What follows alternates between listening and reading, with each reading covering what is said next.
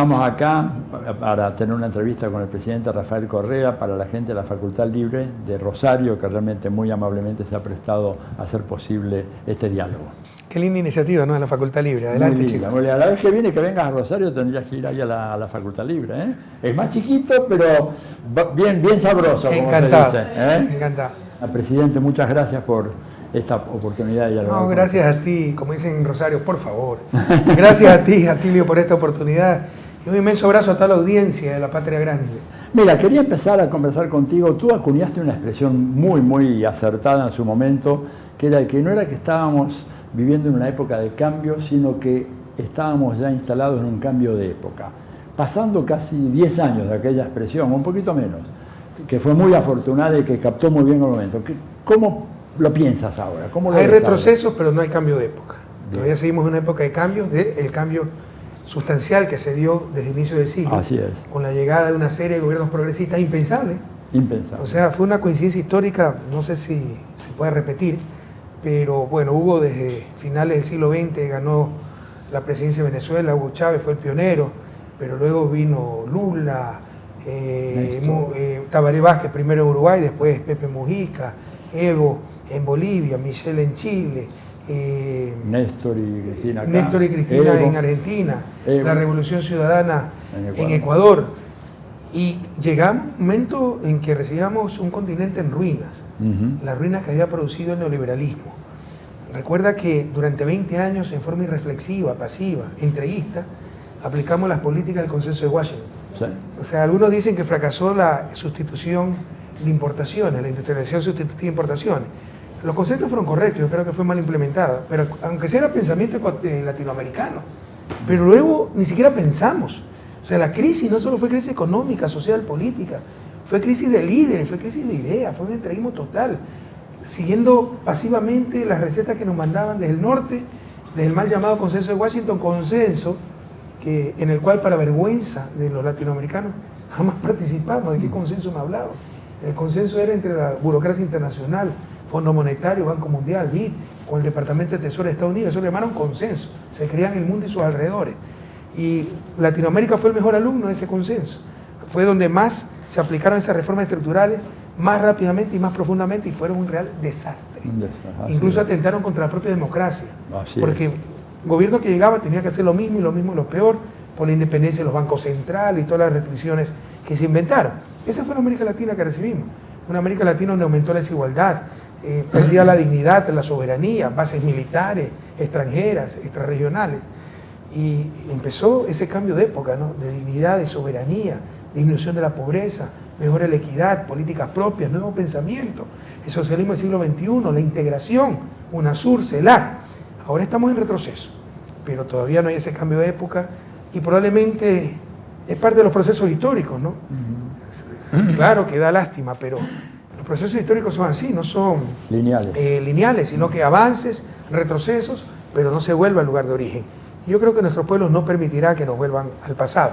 Algo se está retrocediendo. Es costoso, es doloroso, puede ser irreversible en cierto grado, pero no vamos a volver a ese pasado, al punto original, y ojalá esto pase pronto, ¿no? Y recuperemos el terreno perdido. Sí, porque hay algunos indicios interesantes, por ejemplo, de que gobiernos como los de Argentina o Brasil, que parecerían ser como los adalides del nuevo ciclo de derechas, algunos están hablando de eso, son gobiernos que están en una situación económica tremendamente difícil, carentes de legitimidad. En el caso de Brasil, bueno, un caso patético, el presidente Temer no llega a tener el 6% de aprobación. ¿Tú te imaginas un dirigente progresista con 6% de... O sea, con menos del 40% ya no es dirigente, ya no es presidente. Claro. Pero eso te demuestra que la fortaleza de esta gente no está pues en su popularidad, que es la esencia de la democracia. No, está en los medios de comunicación, está en los poderes fácticos, los soportes extra democráticos, artificiales. Claro. Y eso es ilegítimo, ¿no? Ahora, fíjate que en el caso de Brasil, por ejemplo, si hubiera elecciones, claramente triunfaría Lula. Le lleva 30 puntos de ventaja, ¿verdad? Y hay que ver si el Tribunal Constitucional accede a sacarlo definitivamente del juego a Lula. Yo creo que, bueno, no el tribunal, la justicia, los tribunales de justicia lo van a sacar del juego dictándole prisión. Es muy probable que en los próximos días Lula da Silva vaya a la cárcel. A la cárcel. La única forma de derrotarlo, impedir que participe. Mira, en todo caso, Argentina y Brasil son casos diferentes. Sí. En Argentina se perdió democráticamente, al menos sí. formalmente hablando, sí, porque sí. es real que no combatimos solamente con los partidos de derecha, sino con sus medios de comunicación. Eso inclina totalmente la cancha. Pero lo Brasil es impresentable, pues fue un golpe de Estado. Tremendo. Y nadie dice nada, la región mira a otro lado, no existe el sistema interamericano, una profunda tristeza, ¿no? Y doble moral, porque si eso ocurriese, si un Temer no fuera de derecha, sino de izquierda, olvídate, pues hasta invasión hay, ¿no? Jamás lo deberían gobernar. Pero si es de derecha, gobierna con el 6% de popularidad, y a lo que te dé la gana, y legítimamente dando un golpe de Estado a la presidenta que fue electa en las urnas. Ahora, en el caso de Argentina, inclusive, digamos, la popularidad de Macri ha venido en descenso, el panorama económico no puede ser peor, inflación descontrolada, déficit comercial récord en nuestra historia, nunca hubo un déficit de casi 9.000 millones de dólares el año pasado. Extraño, ¿no? Porque esa derecha se caracteriza por un discurso conservador, ¿no? Por la disciplina, ¿verdad? Fiscal, bueno, las cuentas fiscales. O sea, todos estamos de acuerdo con la disciplina, lo que pasa es que se entiende por disciplina, ese es el problema, te utilizan en principio conceptos contra los cuales nadie puede estar. Libertad, ¿quién va a estar de acuerdo con la libertad? Pero para ellos libertad es no intervención. No, la verdadera libertad es la no dominación. Y para eso debes intervenir, debe haber acción colectiva, un importante rol del Estado. Entonces nos roban conceptos valiosos porque los distorsionan. Entonces todos debemos ser disciplinados. ¿Pero qué tienen como disciplina? Lo que pasaba en Ecuador, las leyes de transparencia y disciplina fiscal impuestas por el Fondo Monetario, donde te obligaban a que crezca el gasto público solo 3.5% anual. Sí. Así descubrieses uranio, así te regalara Bill Gates 10.000 millones, construir una nueva hidroeléctrica era ilegal, rompía la ley. ¿Cuál es el objetivo de estas leyes? No era la disciplina, no era la transparencia, era que todo lo hiciera el sector privado y que todo excedente de ingresos sirva para pagar la deuda externa, porque lo único que no tenía límite era el servicio de la deuda. Bueno, que en la Argentina ha crecido exponencialmente, como ha crecido la desocupación, fábricas que cierran, pequeñas empresas. Ahora hay algunos indicios alentadores en eso que tú dices sobre el momento actual, ¿no? Por ejemplo, la buena performance en la campaña electoral de López Obrador en México, un dato muy interesante. Imagina que en México llegue un gobierno de izquierda. Es la segunda economía de la región. Yo creo que sí, yo creo que es muy importante. Ya le robaron una elección en el 2002 a Andrés Manuel. Digo, robarle 2 veces creo que va a ser muy difícil. Además, la crisis del Estado mexicano es muy grande. Entonces es un dato. Pero tú ves, ¿no? Con todo respeto para México y para el presidente Peña Nieto, todos nuestros respetos y consideraciones, pero si en nuestro país se pasara lo que pasa en México, olvídate. O sea, en México, ¿cuántos periodistas hay asesinados? Bueno. En cambio, en Ecuador, si tú cuando era presidente se le decía a un periodista que solo pasaba calumniando, oiga, diga la verdad, atentado a la libertad de prensa. Sí, claro. Bueno, en México ya llevan, creo que son 2 o 3 periodistas asesinados en lo que van del año. Sí. Y no es cuánta violencia. Pero en cambio en Venezuela, pues no, ahí sí se magnifica todo. Sí. Hay una doble moral terrible. Tremenda.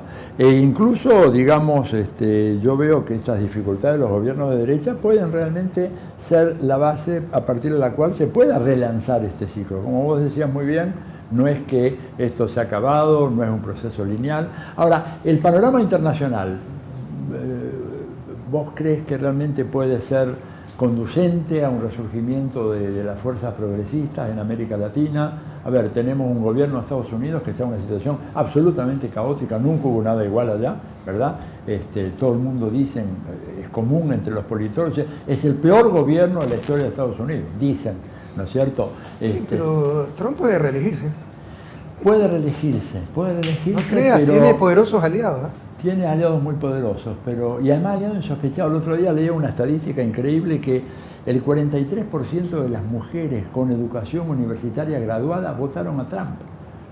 Un dato absolutamente insólito, ¿no es cierto? Porque se pensaba siempre un tipo misógino, abusador, digamos, todo aquello, y sin embargo, los mecanismos... Prevalecen los intereses, el chauvinismo, el etnocentrismo, ese discurso de Trump contra migrantes, etcétera, ¿no? Atrae ciertos grupos. Pero mira, eso no necesariamente es negativo para las fuerzas progresistas. No sé si has visto que te has dado cuenta que la mayor parte de gobiernos progresistas de América Latina surgieron con el gobierno de Bush. Era tan primario, elemental ese gobierno, que generó una reacción y una unión latinoamericana. Entonces el mismo efecto puede crear un Trump, ¿eh? Es posible que...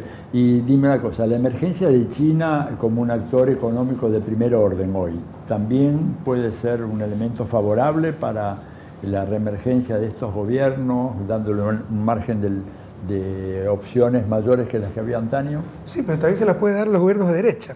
Tal vez por el entreguismo de los gobiernos de derecha, que solo miran al norte, no miran hacia los lados, no aprovechan esa gran oportunidad que se llama China, porque China quiere tener mayor presencia en América Latina, es el mayor financista del mundo. Entonces tal vez por ese lado beneficia más a los gobiernos de izquierda, no sé cómo beneficiaría a los movimientos de izquierda que quieren llegar a ser gobierno, ¿no? Pero obviamente como para los gobiernos de izquierda, o sea, yo trabajé muy bien con China.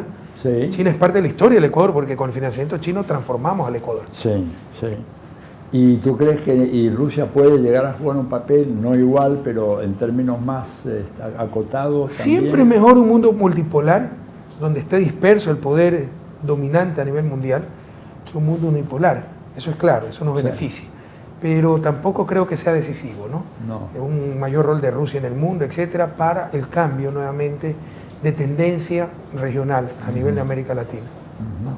Ahora, la experiencia, digamos, de la UNASUR, que ha sido tan interesante, en ese momento parece como haber llegado a un punto límite, digamos, y hay mucho interés en prácticamente destruirla. Yo recuerdo que Lasso en Ecuador había, ¿te acuerdas?, prometido de que iba a alquilar ese el Lasso del Trump del Ecuador. El Trump del Ecuador. En todo caso, mira,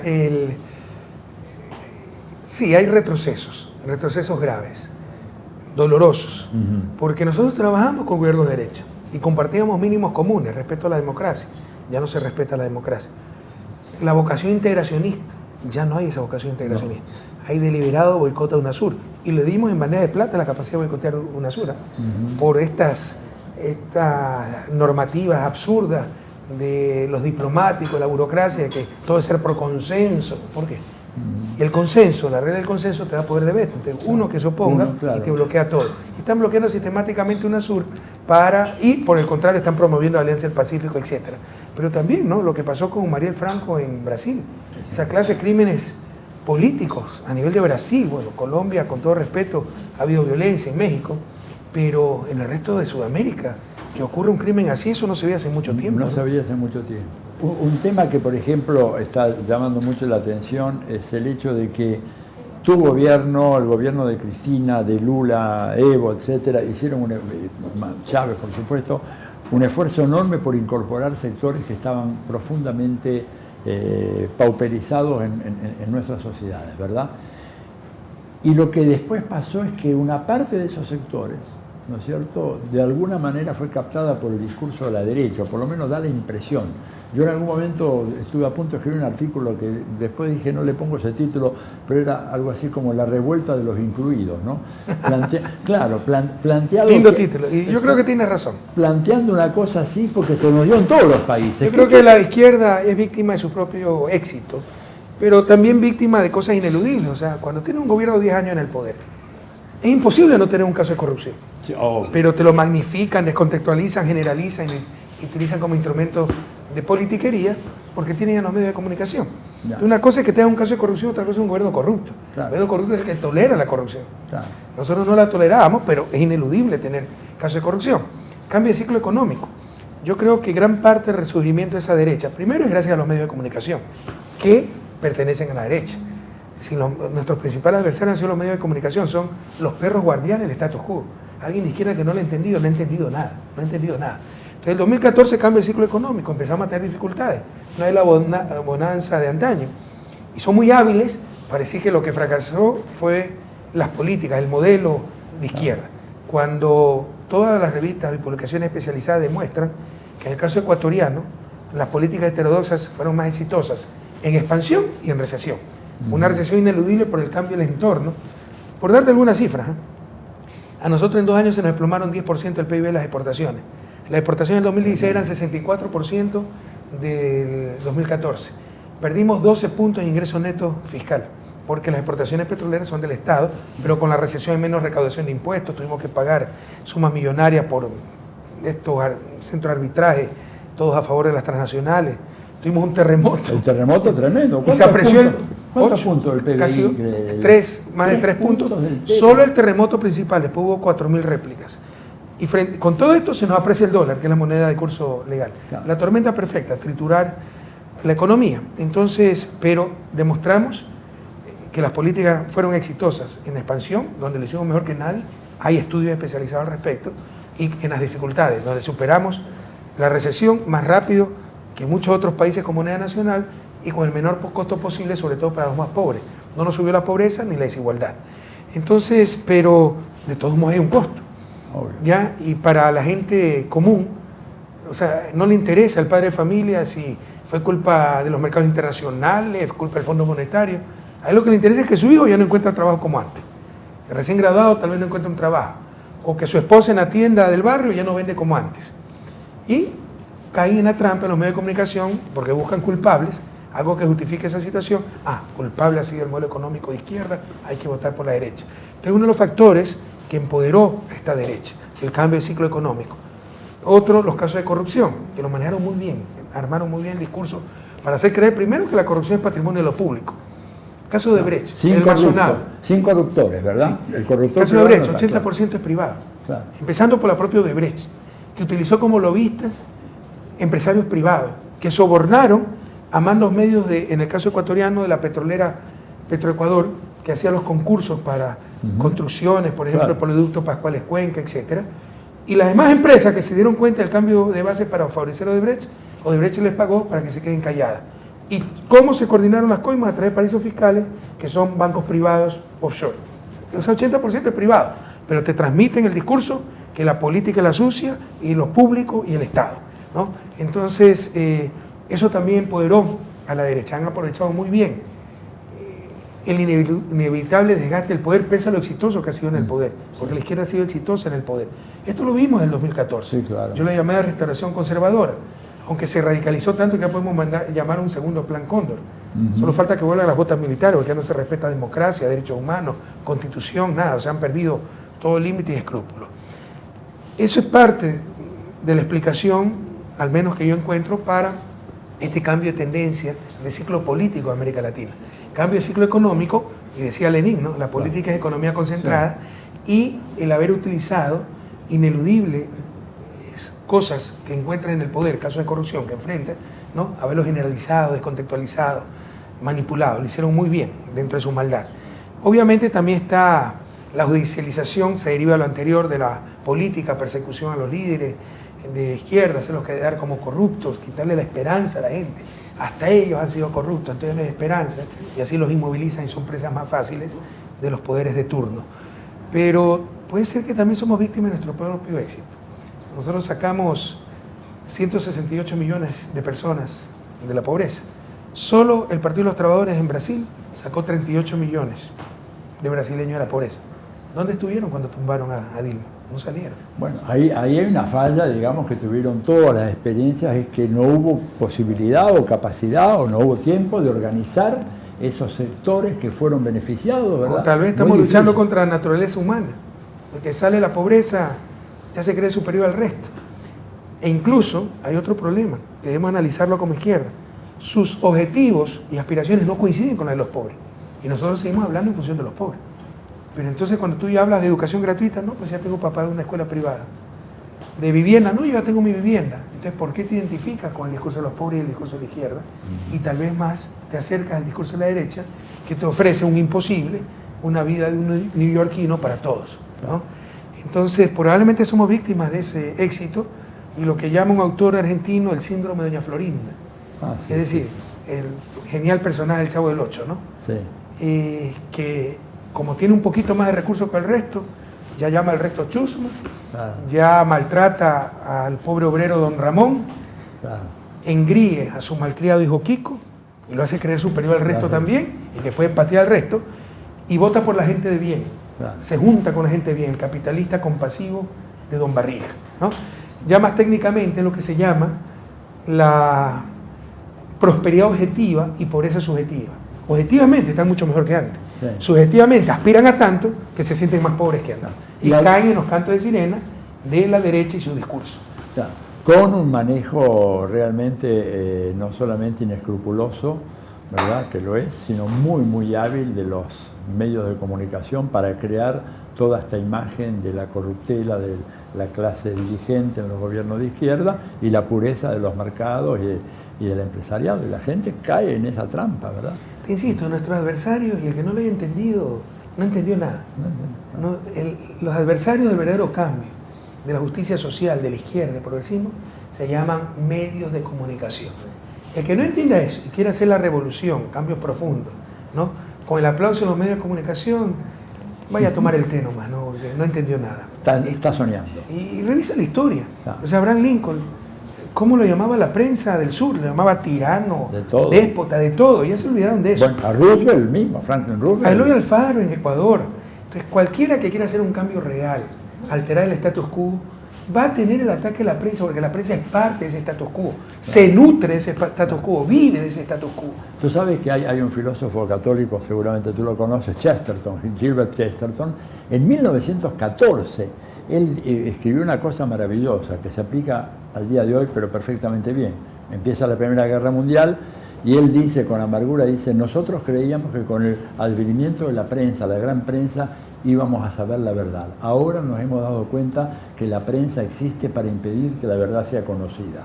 Mira que lo dice al principio del siglo. Me sorprende, ¿no? Porque yo sí creo que hubo un cambio de la ética, el profesionalismo, ¿no?, de la prensa después de la posguerra, ¿no?, sobre todo en los años 70, 80, se volvió funcional a los poderes de turno, ¿no? Al inicio, o sea, la prensa se masifica gracias a los adelantos técnicos, gracias a las democracias que permitieron la libertad de expresión y alfabetizaron a la gente. Entonces empieza a tener poder. Y en un principio fue ese cachorro que evitaba que el poder cruce ciertas líneas rojas. Pero después se convirtió en ese mastín que arrinconó al poder político, así sea bien intencionado, y arrinconó a la propia ciudadanía. Entonces ya vive en función de sus propios intereses, ya vive en función de sus propias visiones, bueno, ¿no? Y no hay contrapoder para ese poder. No. Y eso es lo más antidemocrático.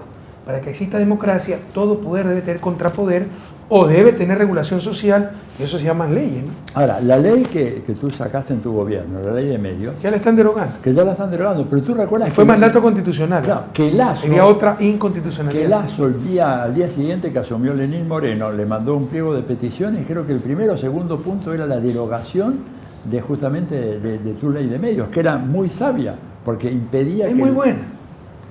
Yo acabo de tener una entrevista con un periodista medio Contreras y me decía, pero las multas que se ponían con su ley de comunicación, ¿cuántas son? ¿Cuál es el monte de las multas? $200.000. Le demostramos cuánto era el promedio. Era en total desde el 2013 era como $500.000, que da un promedio de $1.500. $1.500 el promedio de multa, porque tienen salarios básicos, Claro. 5 o 10 salarios básicos. Pero esos son los mitos. La otra vez que tuve una entrevista con uno de CNN y los periodistas presos, no había un periodista ¿A preso. dónde? Y los medios clausurados, no hubo un medio clausurado. Pero tú ves cómo es el estado de propaganda, el estado de opinión, no el estado de derecho, no el estado de la realidad, de la información. Entonces todo eso es fruto de una prensa deshonesta, ¿no? Y eso es un problema para la democracia. O sea, tenemos democracias mediatizadas, ¿no? El poder incontrolado de esta gente hace que no importa lo que el pueblo, la ciudadanía haya votado en las urnas, es lo que aprueben o desaprueben los medios de comunicación. Ya no se juzguen los tribunales, se juzguen los titulares. Para evitar eso, que atenta contra la democracia. Yo estoy de acuerdo que una buena prensa fortalece la democracia, pero una mala prensa es mortal para esa misma democracia. Se requieren las leyes de comunicación. Pero hay agenciosos que intentan, por su mediocridad, ganarse la simpatía de los medios para promoverse, o tienen intereses, ¿no? Como son los dueños de los medios de comunicación, que no haya límites, no haya escrúpulos y seguirán reinando. Entonces, lo mismo pasó en la Argentina con la ley de medios. Una de las primeras cosas que hizo el presidente Macri al llegar fue prácticamente empezar a desmantelar la ley de medios, que había democratizado un sistema de Porque medios. o sea, más que ley de medios, son leyes de comunicación. Leyes de comunicación. Incluyen a los medios, pero hay Sí. mucho mito aquí. Por Sí, ejemplo, claro. antes no había nada, no, antes había ley de medios, Sí. de la dictadura de los años 70, Así es. con un consejo exclusivamente con miembros del gobierno y que podía suprimir, podía sacar del aire, podía apagar la radio, la televisión, etc. Es decir, ahí sí había el poder de eliminar un medio de comunicación.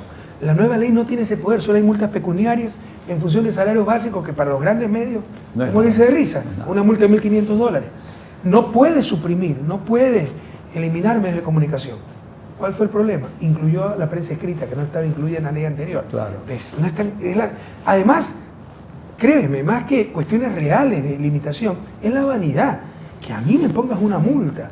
Eso es imposible, si yo soy el rey, yo soy el que manejo todo. Y ese advenedizo que es está ahí mucho en de cada vanidad, colegio. Claro. porque en la realidad, o sea, las multas son muy pequeñas, el margen de acción muy grande, tienen capacidad de impugnación, etc. Es la vanidad. Claro. Como dijo alguna vez un dueño de uno de estos medios, con la reforma judicial, jueces por concurso, etc. Antes ganábamos todos los juicios, ahora estamos perdiendo los juicios, eso lo digo. Entonces su vanidad, su engreimiento, Claro. que estamos acostumbrados a que todo el mundo le rinda pleitesía y a ser los dueños del universo y sus alrededores. Ahora, Rafael, si tú tuvieras que decir cuáles fueron los obstáculos principales que conspiraron contra tu gobierno permanentemente. La prensa, bueno. Sí. Los bancos, el poder financiero. No, el poder se alineó, pues sabían con quién trataban, o sea, dependíamos mutuamente. Ellos sabían que una crisis bancaria tumbaba al gobierno y que caiga el gobierno generaba una crisis bancaria. Claro. Entonces había una relación ahí de mutua conveniencia y también pues saberlos poner en horma, ¿no? O sea, sabían que si a mí me desobedecían, pues, o sea, yo no es que iba a ceder ante ellos, someterme, nada por el estilo. Entonces se alinearon bastante, o sea, se imponían las políticas, podían chillar, gritar, se los escuchaba, pues se tomaba una decisión dentro del marco legal, entendían que tenían que cumplir con aquello. Yo te diría los medios de comunicación, la derecha obviamente, ¿no? Que cada paso que dabas te lo hacía costosísimo.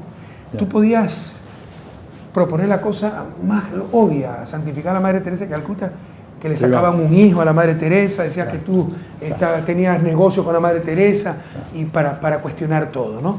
Entonces, pero aunque no lo creas, también la supuesta izquierda, la izquierda infantil, del todo nada, no, aquí está el checklist, esto es ser de izquierda, no cumple con uno, no cumple con nada, a la oposición. Y tal oposición que hay que alinearse con la derecha. Tremendo. El indigenismo infantil, no, tú no gobiernas con nadie, pero si ellos son indígenas, entonces ellos son infalibles. O sea, para la izquierda, perdóname Atilio, No, por favor. las organizaciones sociales es lo que para la derecha y el neoliberalismo, el consumidor. El consumidor nunca se equivoca, la supremacía del consumidor. Lo que desea el consumidor es lo que necesita, nadie lo puede cuestionar. Eso son las organizaciones sociales para la izquierda. No hay organizaciones sociales malas, todas son buenas. Todas están por encima del bien y del mal. Tienen la verdad absoluta, hay que someterse a ella. Ellas son las que deben gobernar.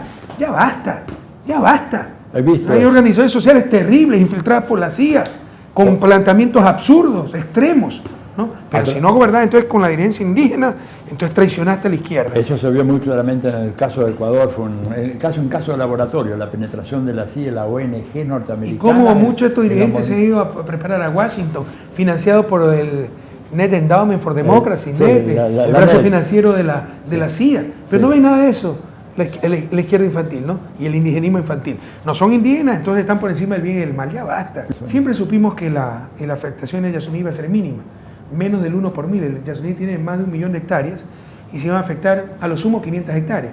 Ahora sabemos que se van a afectar 250 hectáreas, 0,25 por 1000. Pero por comedido, por tratar de cambiar el mundo, presentamos iniciativa de Yasuní TT, perdimos años para extraer ese petróleo, finalmente tuve que tomar la dolorosa decisión de extraerlo y el traidor, enemigo de la naturaleza. Y del otro lado, porque estamos cerquita de la frontera con Perú, continúa el Yasuní. Y hace décadas está explotando ese petróleo Perú y nadie dice nada. Incluso lo pueden sacar desde el Sí, territorio peruano. es por comedido, por tratar de hacer bien las cosas. Y ese ecologismo infantil que te dice, hay que superar el extractivismo. Sí, ¿cómo lo supera? Movilizando esos recursos, pues, hacia el área de conocimiento, talento humano, educación. Es la oportunidad para salir de su desarrollo sin explotar nuestra fuerza laboral, como lo tuvo que hacer Corea del Sur, Singapur, etc. Porque nosotros podemos tener recursos naturales que te financien buena energía, tener energía barata, y como le respondía a los empresarios cuando me reclamaban, tenemos el salario mínimo más alto de la región andina. Sí, también tenemos la energía más barata y mejor energía de la región andina. Después dar compensaciones con eso y no pasar por esa durísima etapa que pasó Singapur, Corea del Sur, lee Lee Kuan Yew expresamente, ¿no? De explotación de su fuerza laboral. Pero o sea, es un ecologismo realmente infantil, ¿no? Salir del extractivismo es cerrar las minas, cerrar el petróleo. Sí, vas a salir del extractivismo y vas a regresar a la economía recolectora, ¿no? Entonces ya basta. Esos fueron grandes adversarios, haciéndole el juego a la derecha y a los medios de comunicación. Que porque les convenía también se volvieron ecologistas infantiles. Anda a ver, pues ahora dice que cierren las minas, el petróleo, etc. Te lo agradecemos porque en nombre de la libertad de expresión, haberle dado asilo a Julian Assange. Pero todo eso que lo tiene anotadito, la CIA, el Departamento de Estado.